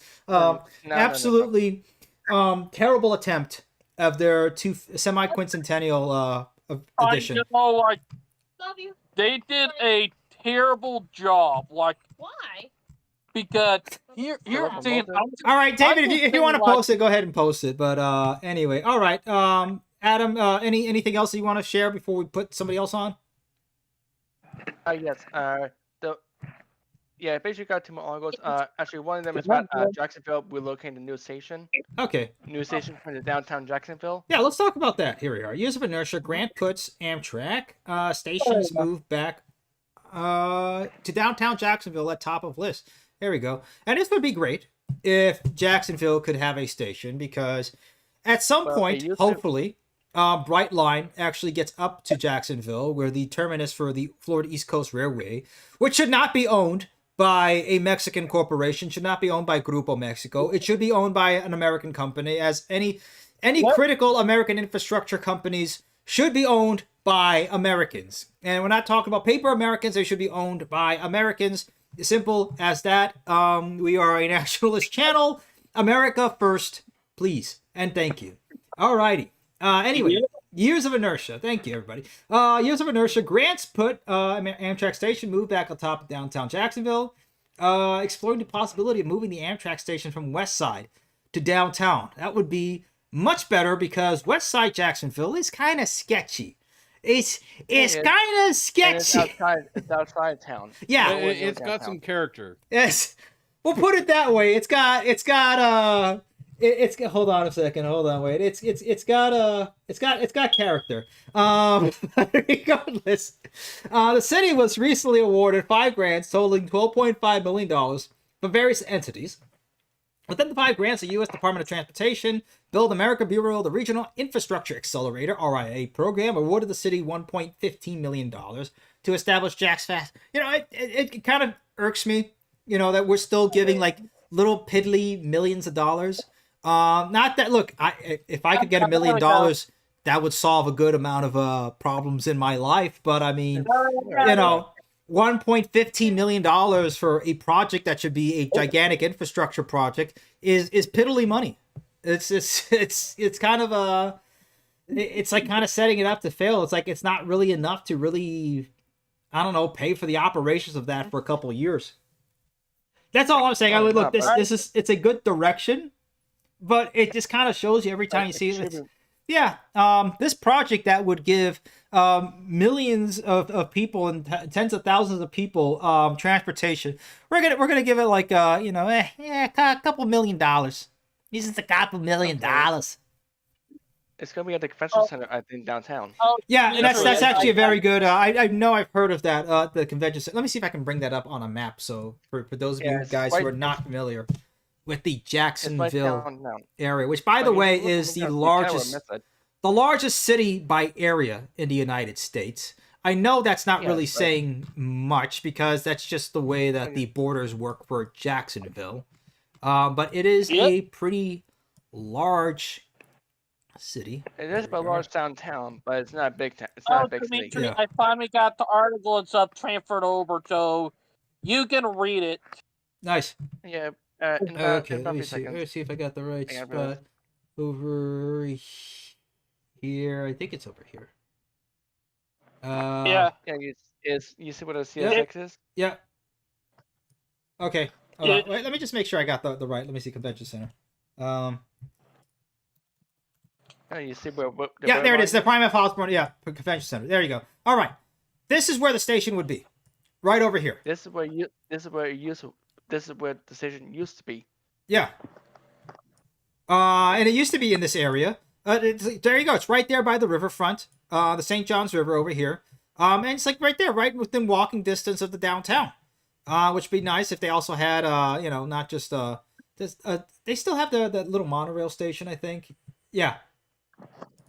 Or whatever, that people mover, I think that's what it is. Yeah, it's a people mover. Yes, they still have it. Yeah, I think. Yeah, it's not a good system. Yeah. It's it moves. It's okay. There you go. Yeah, it still looks like it's from like 1983, but I mean it works. It works. I mean it could use some help, but I mean look, you're right there by the station. There it is. Actually right over here. So yeah, that would be good to go ahead and connect it right there with the convention center. So the next time you go to the big giant anime convention, you can go ahead and take the little people mover and go to the riverfront and grab a beer, walk around, and it's pretty good stuff. Oh, the Naval Museum, I've heard that's pretty good to go. The USS Orlick Naval Museum. I have to get back to Jacksonville at some point. I haven't spent nearly as much time as I would like to in Jacksonville, but then again, it's Jacksonville. Maybe that's a good thing. Not everything's perfect. Yeah, they're still working on it. Yeah, let's put it this way: if I had a choice between St. Louis or Jacksonville, I'm going to Jacksonville. No, there's no ifs, ands, or buts about that. I'm not going to St. Louis again. No. I've been in St. Louis a long time. It never changes. Yeah. All righty. Let's see. Thank you, David, for copying and pasting the whole article over here. Okay, rail transit again received limited funding for the federal build grants. Just 5 rail projects and 12 in transit are among 127 receiving awards. A San Luis Rio Grande excursion train climbs Colorado's Vita Pass. Train now owned by the Colorado. Okay, let's just get to it. You see, the vast majority of the $1.73 billion available going to highway projects. This is what we're talking about, guys. It's the same thing over and over again. It's the same thing. The highways get more money. From the rail. Yeah. By the way, guys, let me see. Hold on. I've been missing the YouTube chat for a second. Let me just go through the YouTube chat. A2R Gaming, Karen versus Bison pay-per-view only. Oh man, yeah, that's actually something I would pay for. Oh man, imagine like a Jeep getting flipped would that over. Be $20 a view, or would that be something closer to $60 a view? Pay-per-view, $20. Jeep, $80,000. Seeing Karen get flipped over, priceless. Yeah. And then you can go on Kalshi and bet on what her injuries are going to be. Oh man, right. Everything can be bet on. Let me see. How many U.S. cities can people take a morning train and a ladder train back home? The Northeast, maybe Chicago. There's not that many. Anybody have a city where they can have a? Definitely not Indianapolis. I mean, you could leave at 5 a.m. in the morning on Tuesday. The only next return trip is going to be like 12:53 a.m. On Thursday. So yeah. You came back immediately. Normally they are once a week. Oh man! If you got to book in the morning, you gotta at least take a morning train and then come back in the afternoon at least. But Yeah, how many let's cities see. can that work in? Nice. The chat room is talking trains. Yeah, let's try to keep it on. Let's try to keep it on track here, guys. On trains. Atlanta should be a railroad hub. Absolutely, David Jackson. Atlanta should be one of the, if not the largest, Southern Railroad hub for sure. By far. Even though I'm not a fan of Atlanta, but it's look. Let's give Atlanta its place. Yeah, in Atlanta, Hartville, Jackson is the busiest airport not only in the United States but one of the most busiest in the world. That is true. And yet its number one pair of cities is Atlanta down to Orlando, Florida, which a high-speed rail would easily take up, 80-90% of that demand right there. And then look at this. Okay, so Star Force 9740 on YouTube, and we'll bring you up in Star Force if you I think you have your hand up over there on Discord, so we'll bring you up next. Charlotte Atlanta corridor only has one train each direction per day, Amtrak's Crescent Route, and it runs mostly overnight, which is an absolute travesty, honestly. Yeah, that should be at least 12 trains, a train every hour. That is insane. All right, Star Force, let's bring you on. Let's go ahead and let's talk about that. It was that busy. Here we are. Actually, this kind of harkens back to my typical Amtrak trip that I take to to Elyria, Ohio specifically. Elyria is a suburb about 20 miles north, about 20 miles west of Cleveland. They have They do have 4 trains. That suburb and Cleveland, in as well, see 4 trains a day. However, all 2 in each direction. However, all of those run practically overnight. And Charlotte, and by comparison, Charlotte to Atlanta. Only 1 train a day. I would have thought maybe we saw maybe it's kind of similar, like 4, maybe like 2 trains in each direction. No, it's 1 train in each direction, and I thought, okay, maybe this is a daytime trip, but no, it's kind of like how my trip is. It's almost fully overnight. And to be specific, I believe it leaves Charlotte. That train leaves Charlotte after midnight, gets to Atlanta at the crack of dawn, and I think it's kind of vice versa. Well, what's wrong with getting to your destination at 4 in the morning? I got to Elyria at around 4:50 in the morning. I left Chicago at 9:30 Central Time, 10:30 Eastern. Oh man. Yeah, that's such a shame. And there it is. Look, it's 245 miles away by car. So, I mean, that would be a 90-minute trip by high-speed rail, easily. Yep. Also, Dimitri, we got more memes. Yeah, we'll talk about that later. Let's check out the... Let me see. We'll bring in one meme. And not to mention, unfortunately... South Carolina only sees one day train only one day train out of 3 routes, with the other 3 of which run over 2 other routes which run overnight. Yeah. That's sad, guys. I mean, look, I get the Northeast gets all their fun, but goodness, the South is getting just completely just taken away of so many good places around here. I mean, look at this. They could go there's Charlotte, there's Greenville, to Atlanta, and there's a couple of places in between over here. I mean, or if you want to go via Columbia, which I've heard some sketchy things about Columbia, South Carolina. David, you can speak to that. I can confirm it because with me being a Charleston native, and all that, Colombia is not doing so well right now. Ever since we had our 1,000-year flood back in 2015, over 12 years ago, that play have not been doing good, even though that our state capital. And here, a crazy thing, all the way up until 1968, you were able to take a train from Charleston to Columbia, Charleston all the way up to Atlanta, Charleston to all the way up to Louisville, Kentucky. We had a train that went from Charleston to Louisville, Kentucky called the Carolina Special. That train no longer exists. Oh. That train went over the Saluda Grade to Asheville. Like, literally, we had a train hub in downtown Charleston. Like, I brought up before how we had a Union Station.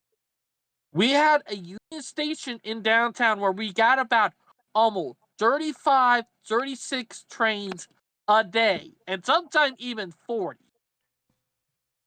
It's unbelievably sad. I mean, there's so much that can be done here. I mean, that's just like it's like right there. It's right there. Charlotte to Atlanta. Everybody's been talking about it for years. It's like right there. Charleston up to I've seen enough of Columbia by watching On Patrol live and seeing Richland County. I don't want to go anywhere near Columbia, South Carolina. I'm sorry to anybody who lives there, but I mean that's the county right by me. You forgot one county, Berkeley County, which the county right beside. There's some crazy stuff that happens there too, but I mean, it's man, I love that show. You're gonna laugh at this, but a couple of years ago on live EMS, or like it was the first responder spin-off of the cop version, they had an episode here in Ravenel at our restaurant called Palmetto Moon. Oh man, where one of the cooks got arrested. Oh no. I'm not even kidding. I might need to send that to y'all some other time for y'all can watch it. Yeah, send that. That's actually funny. Yeah, let's bring on Brightline Fan. Yeah, all right. Brightline Fan, let's bring him on. Okay. All right. Come in, bud. Okay. Brightline Fan, Grand Trunk Line, and then Dump Trucker is now logistical. What's his name now? What's he trying to make himself as? Anyway, we'll bring on Dump Trucker on in a bit too. And then we'll close out, guys, at 10:15. So let's see if we can get in on time. All right, Brightline Fan, what's up? Oh, what's up? Oh, happy late 250th birthday to the United States of America. Thank you. I forgot. Happy 250. Happy late. Absolutely. Yeah, we had our 250. Yeah, our little celebration on July the 2nd, which was the actual signing of the Declaration Day. But yeah, we can. It took them 2 days to get it all finished out. There we are.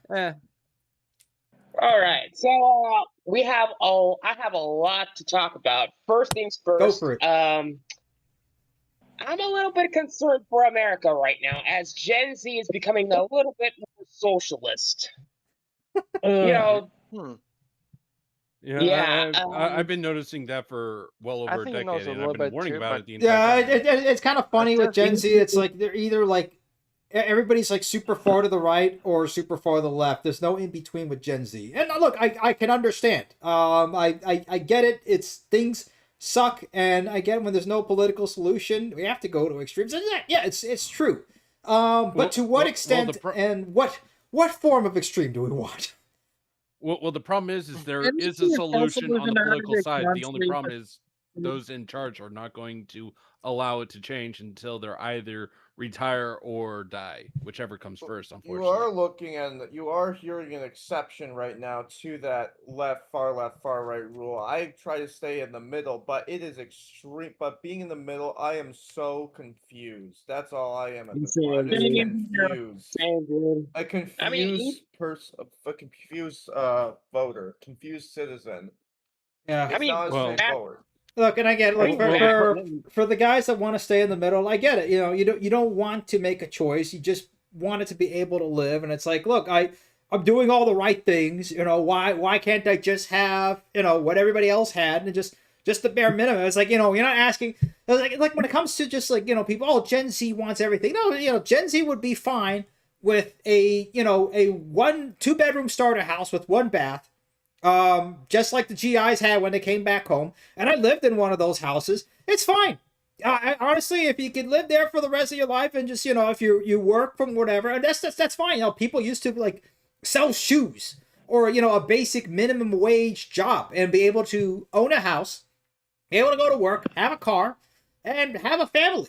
That used to be able to be a thing, but now you can't do that. You're priced out of everything. So, well, the main problem is the government has been devaluing the currency and causing the inflation to happen, which then they turn around and then blame that inflation on people responding to the devaluation of the currency, so they don't have to take any responsibility for it. And you do that for decades, and all of a sudden it's like you don't realize how bad the buying power has been destroyed. Yeah. Because if the value of the currency today was the same as it was decades ago, say in the 80s, then you'd already see that, hey, look, the starting wage has been either stagnant or slowly declining. And then you realize, okay, why? And you realize we're having less babies than it needs to replace, so that doesn't explain anything.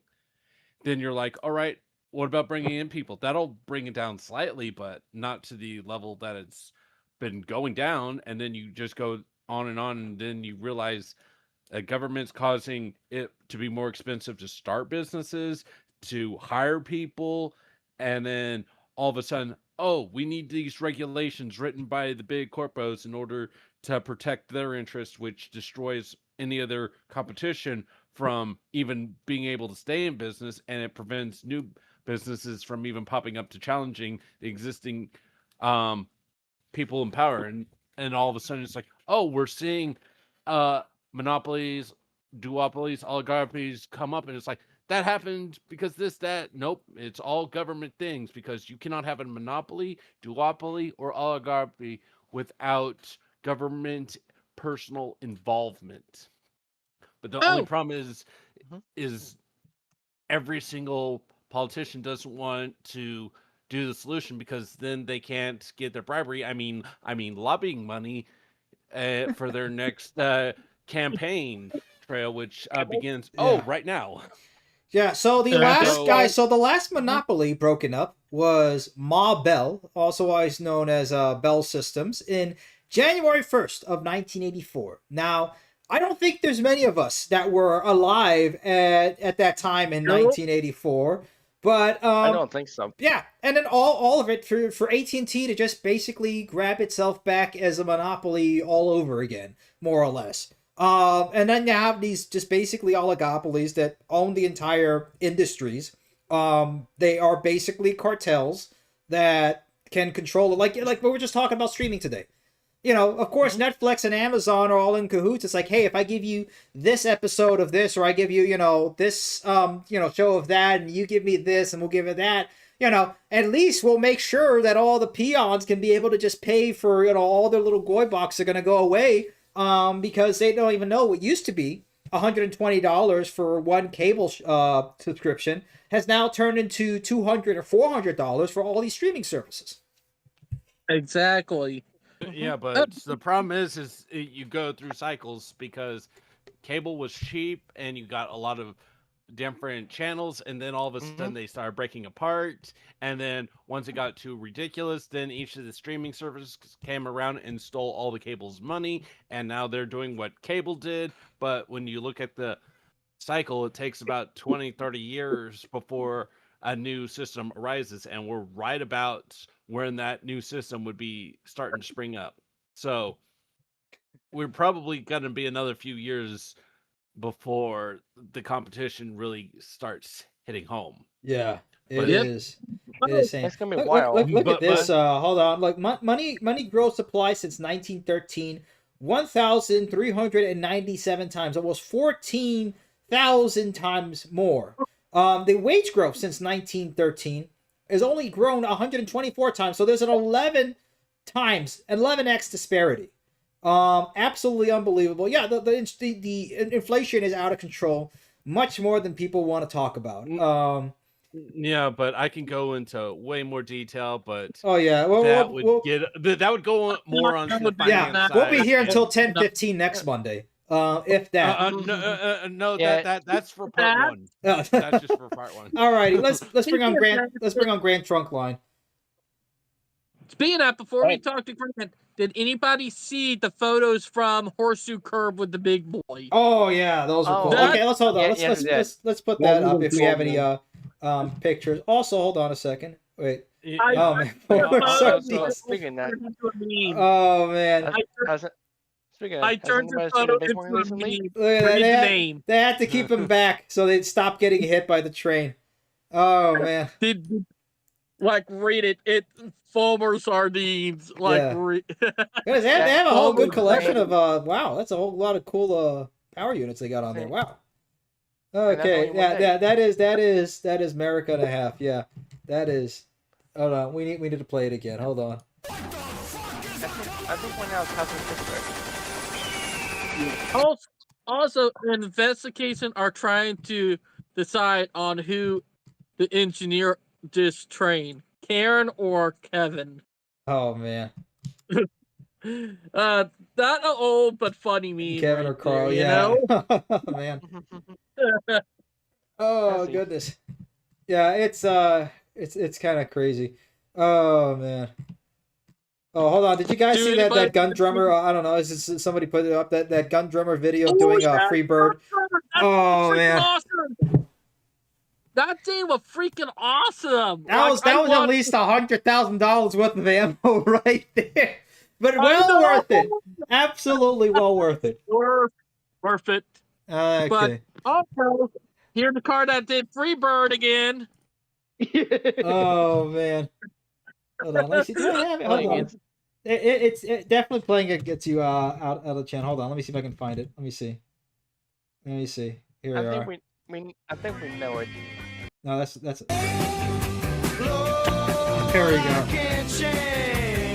Come on. Where's the library sound? These guys don't do their sounds correctly. Should you speak? There we go. Play the solo. There we are. Okay, I am adding that. Also, here to piss off the liberals in right here. This is funny. Oh man, biology book, economics book, statistics book, the statistics book. Oh man. Yeah, and speaking of the big boy, I've heard of several instances just over the last few weeks of people coming down with severe cases of like heat stroke and stuff, and so far only one person has been killed. Mainly that young boy who that's one too many, especially like to enjoy like something that is you don't get to see every day in America. Guys, stay hydrated, not with Miller Lite, but obviously drink water. Don't be going out in 1,000-degree heat without at least some sort of cover or anything like that. Just use common sense, please, guys. Alrighty. Anyway, I mean, you all get it. You all watching this get it. If you're watching this channel, thank you. You have common sense. So anybody that's watching this has common sense. So man, make sure to like. Make sure if you are subscribed, make sure you ring the bell. I know I have to do the whole spiel. You hear it from every channel. I get it, but please do. Please do. Then we thank you so much if you're click the like button. We create our own streaming service. Yeah, click the like button. Also, Dimitri, here is a per AI generated meme of the big boy. Oh man. Okay, yeah, I think I saw this one. National Lampoon's Vacation. Oh man. Everybody sees that Christmas Vacation, but I do like the first one, the original one. Full foam bath, air ride suspension, CB radio 8-track. That's hilarious. Welcome to Wally World. To be honest, just imagine if someone actually did this in real life, like built a model train of this. I would be projectile vomiting if they made it in real life. Oh man, yeah, that kind of. Oh man. We do not talk about that cancer. Alrighty. Grand Trunk Line, anything that you wanted to share while you're still on here? No. Okay. Well, we got Dump Trucker on. Dump Trucker, what's up? Hey, me and Starforce were talking about the Iowa transit stuff. Oh yeah, we were. Yeah, We're we talking were. about how IAIS is not letting Amtrak get is not negotiating with them. Because they won't. They're refusing to. The track isn't in the best condition in the entire world. Iowa hasn't going to spend the money. They really don't have the money. I mean, to be honest, they do. They just don't want to honest, spend they it have on that. that. But if they say, we got to widen up a highway, that's definitely the money. No, they found the money. Look at that. I know. Like Amtrak here in has the the thing, building like, corridor. it was bad enough that the Iowa Interstate Heritage Unit got mongled. Like I Well, don't. the heritage unit got mungled by a semi truck. Oh, I know, and we don't know if they're going to scrap it or save it. Huh. I would be shocked if they don't bring it back. I mean, I think they spent a lot of their money on the Chivos that they have right now. So They instead of did. running with older equipment, they're running with these brand new E44s, and it's like, maybe you shouldn't have spent your entire budget on these things. To be honest, I think in other ways. To be honest, I do not think they're going to scrap it. I think they're going to do a complete rebuild. That's because a lot of work. That's a lot of work they have to do. Yeah. Everything got damaged. The trucks got damaged. They're gonna replace that, David. That's gonna be scrapped. That is. Yeah, that thing is gonna get scrapped because if anything, David, insurance, just like a car, the insurance is like not worth saving. It's just gonna say nope, scrap it. Well, if it's too damaged to be repaired, it can always be made as a basically just a statue that they put out there. Well, here's the thing I think is going to happen because do y'all remember what happened to the Southern Railway Heritage Unit back almost 2 years ago? Oh, that one? Oh. Yeah. Do y'all remember that? That locomotive was totaled in that, and they still rebuilt it. Well, they had the money to do that. Are you sure they rebuilt it? Are you sure they just didn't take another locomotive and paint it in the similar paint scheme and numbering? They rebuilt that sucker, like literally. I had a friend who worked at Altoona. He said that locomotive, if it was any other railroad like Union Pacific or BNSF, they would have just scrapped it. Norfolk Southern, instead of just like scrapping Amtrak would do the same thing. They had to do that to a few of their heritage units and replace them. Yep. So I would not be surprised because here it's saying like the Iowa Interstate, it would be more costly scrapping that locomotive with where they are in the country. No, not exactly. In the region. Scrappers actually give money for stuff. You give them a locomotive, they're gonna give you a big old check. No, yeah, there's a lot of metal and a lot of parts that can just be repurposed and that's melted how down. the New York Central was able to stay alive for so long, is because for as long as they did, is because they sold their steam engines for scrap and they got millions out of it. Yeah, that or they have the Bee Gees walking by it. Yep. But also, we'll find out in about a year. Like, it took Norfolk Southern a year to almost rebuild the locomotive, so we'll find out with this, we'll find out eventually. We'll find out what they do. Yeah. But they also have steam locomotives, so they might be like, we have steam engines, get rid of it, it's fine, we'll come up with a new scheme. If nothing else, it can be a static monument that they put so you can only see it from its good side. Yeah.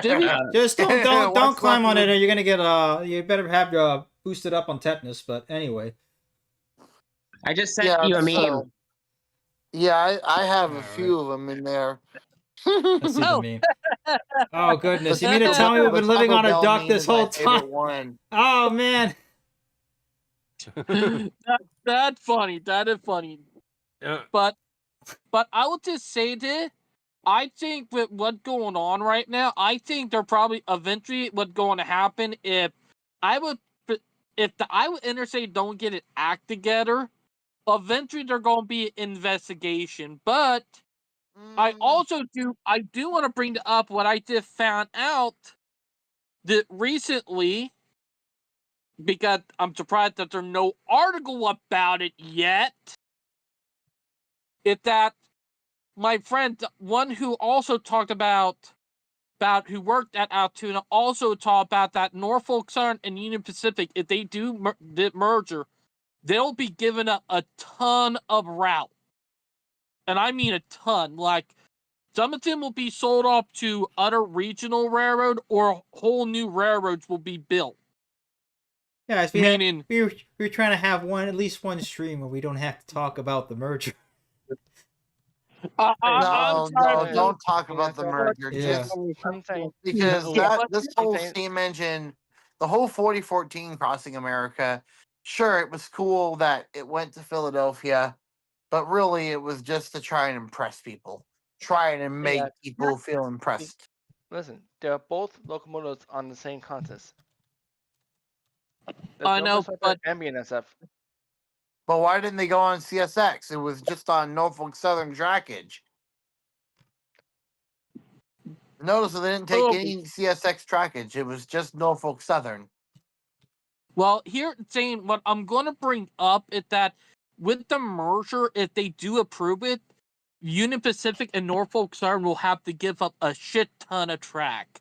Not even kidding. Like, they're going to be selling... They're going to probably abandon, like in Missouri, they're going to probably abandon certain lines. They're going to have to give up. They're going to have to give up and abandon areas that they're crossing. So CSX could say, hey, we'll buy this line from Norfolk Southern. Right. Done trucker. They're not allowed to abandon line if they do that merger. The merger, what I've been hearing is that they're not allowed to abandon line. They have to sell them off. So they cannot abandon line. They'll have to sell them off. Plus, meaning we'll have some regional railroads, but they're probably going to be forced to sell them off to some regional railroads, meaning we're about to see some regional railroads get even bigger and probably eventually new ones will pop up. Or new ones will pop up. Guys, since unfortunately we have mentioned the merger, we have to make sure that we keep count for our mentioning the N-word here, which is, for those of you who do not know, it is, hold on, wait a second, it is... I think I know it. Norfolk Southern.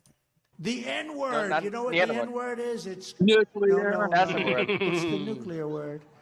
He mentioned the N-word. There you go. Okay, so there you go. Hold on. So the first, let's see, U.S. nuclear reactor reaches criticality for commercial data center power. But hey, it's something. There you are. Allo's test reactor has achieved criticality, bringing modular nuclear power closer to commercial data centers. So for those of you who don't know, if anything that the Trump administration can get is that through the U.S. Department of Energy, they are fast tracking a whole bunch of nuclear power. Like they have like 4 different companies basically competing with each other to try to get small modular reactors online by the 4th of July or by July. So there are now a couple of nuclear reactors that are coming online. Now, not the large nuclear reactors, but look, we'll take the modular nuclear reactors for sure. And that's something that we can definitely build. So there we go.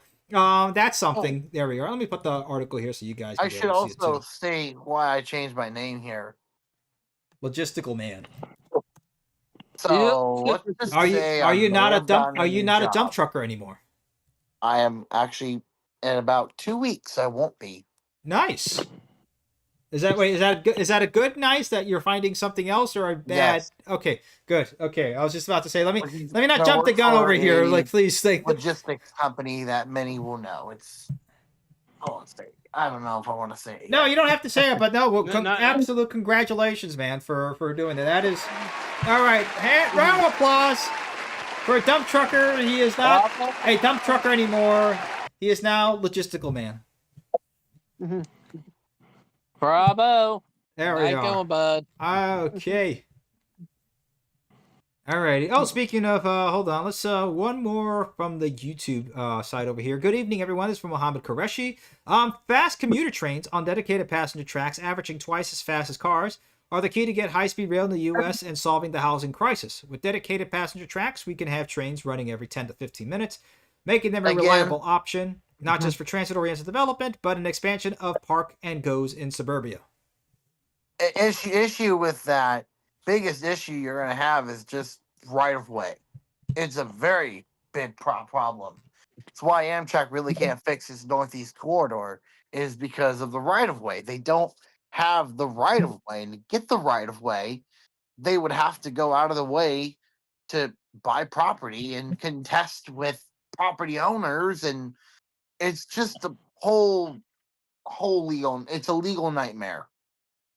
Yep. Hey, we got a Yo Mama joke in here. Man. Oh man. Are you making these, David? Hang on, I have the perfect gift for that actually. I haven't seen those jokes in years. Oh man, is the millennials are starting to show their age over here. We're starting to get to unk status, and we're talking about, oh man, remember those Yo Mama jokes? Oh, hey, don't worry. I'm making them at night. Let me see. Where's that meme with like the growing old with what's his face? I wanted to put that one. Oh man, but anyway. Okay, let me see. There are tracks BNSF and UP Amtrak can use in Iowa and in other states. Yeah, that's another thing. It's just the class ones are they're gatekeeping a lot of these lines.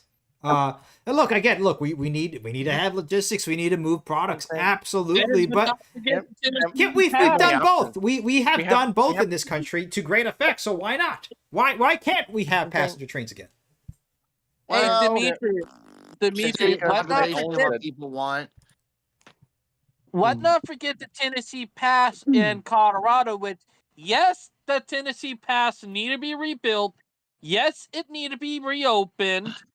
Because if you look at the map, it's a shortcut coming from Houston, Dallas, and all of that. Instead of going up through Denver and then back down, they could go through the Tennessee Pass, bypassing Denver. You know? The issue. Wait. I think the Tennessee Pass isn't that? I think that's actually a scenic railroad now. So. No, it's not. Only a small bit. Only a small bit is a scenic railroad, but it's still haul freight. Oh yes. The main issue is just that. Well, it's quicker. It's actually not very safe. When I rode on that line for the scenic rail line, when I rode on the Royal Gorge route, the one big thing they have to deal with: boulders, rocks. They fall. And the freight trains weren't doing that, but they wanted to realign. They did, but it was so dangerous that Union Pacific opted with the longer route because it was safer than going through the Royal Gorge. But here's the kicker: there are places like that in Japan and China, and they still manage to make them safe. So there is. I have a photo. I have a photo of a rock that fell. And I just gotta find it now because it was a pretty big rock. I know, but here, Jane, there is no excuse for it because look, China and Japan have figured it out. If they can figure it out, then we can figure it out. There are no excuses for that takes a political will and money, and right now, political will is limited and money is hard to come by. But hard to come by for that, yeah. If we have to go get a data center up and coming, there's money. Look at all the money we have.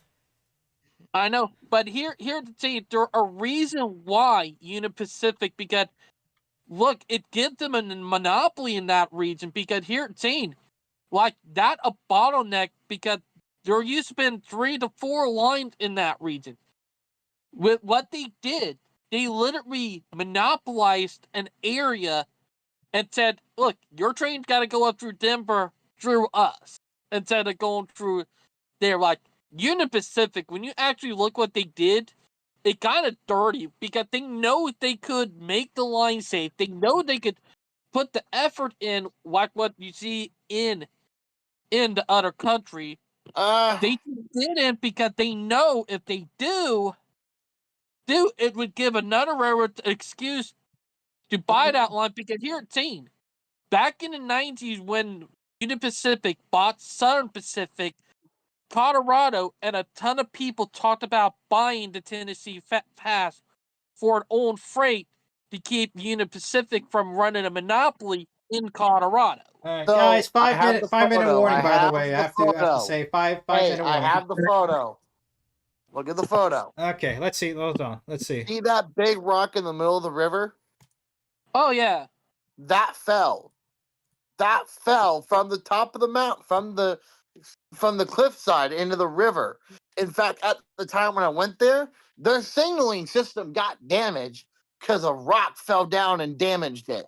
I mean, look, I will say to give the old signal. It destroyed the whole signal. He's not dump trucker anymore, so we're gonna have to call him logistical man. Here's the thing. I will give this to David's point. There are rock slides and a whole bunch of stuff that happened in China. In fact, China just had like a whole bunch of cobras or whatever that came down. I don't know if you guys saw that video. I'm not going to show it because my wife is going to freak out again seeing that. She's fine with animals, but snakes, she hates snakes. She's like Indiana Jones. And I'm not a fan of snakes either, but look, crazy things like that happen all over the place. And, they can build that sort of stuff. I mean, they do have countermeasures to be able to keep rocks from falling or at least catch them. Either through like netting or gates or having. I've asked about that. Yeah, I don't think they really have a way of doing it because the rocks that fall. I think he said something about just not being worth it, like preventing them. I mean, they do come out. I asked them if they do come out and kind of clear some big ones out, and they do. I think he said, if I remember correctly, they will.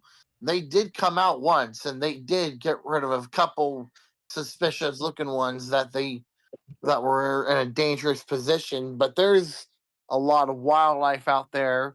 There's a lot of. It's also a very popular tourist spot. Yeah, no, completely understandable. I mean, look, Switzerland does it. I mean, and Switzerland has a ton of hikers and a ton of biodiversity there. So, I mean, if the Swiss can do it.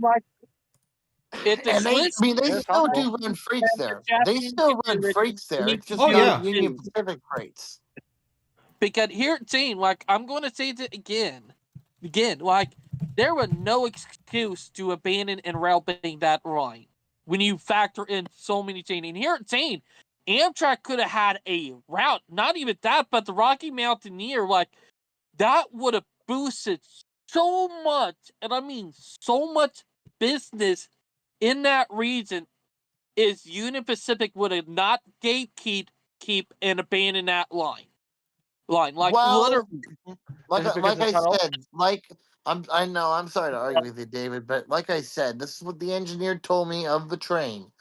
It was Union Pacific saw it was safer to go through the tunnels than to go through the Tennessee Pass.